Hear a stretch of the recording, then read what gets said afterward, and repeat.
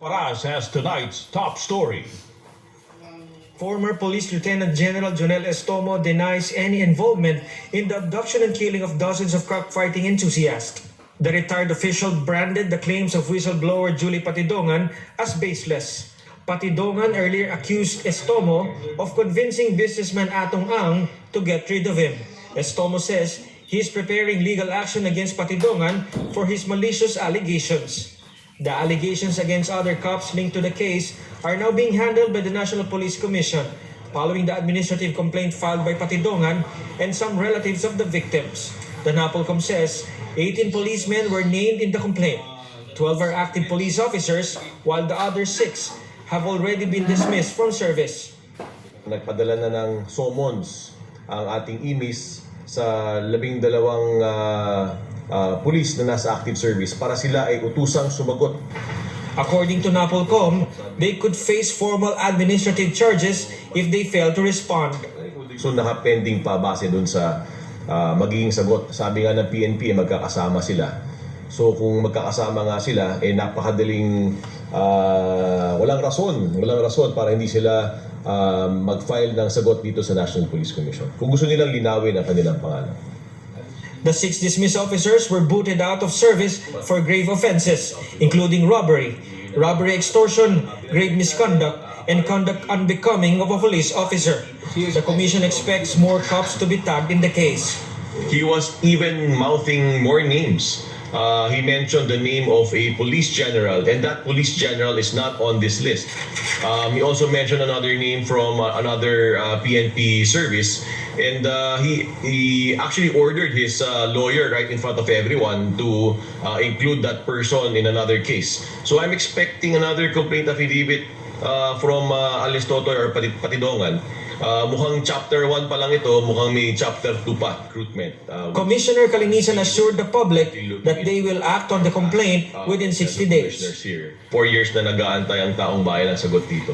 At the very least, kailangan natin bigyan ng kasagutan ng ilan sa kanilang mga katanungan. Yung mga nagkakamali, gumagawa ng pang-aabuso, gumagawa ng kalokohan sa batas, sisingilin po ng NAPOLCOM at wala po tayong sasantuhin kahit po sino.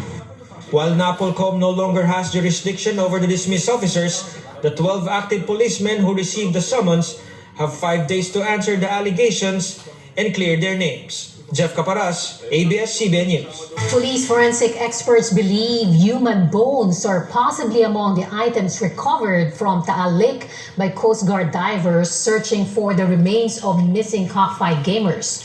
But the police admit it's a difficult process to actually confirm this. Jesse Cruzat reports. The Philippine National Police Forensic Group says 6 out of the 91 bone samples recovered from Taal Lake in the search for the missing cockfight gamers are highly likely to be human. Experts are basing their initial assessment on morphology or the appearance and size of the bones. Further forensic testing, however, is needed for confirmation. Pero yung shape is peculiar sa humans, makikita mo talaga ng pagkao siya. So sa tingin pa lang, sir? Sa tingin pa lang po. Sa examination ng doktor. The forensic group, however, admits it will be a challenge to extract DNA profile from the collected samples. May katagalan po nababad, so may changes na sa bones. Kaya nagkahalo-halo pa ako eh.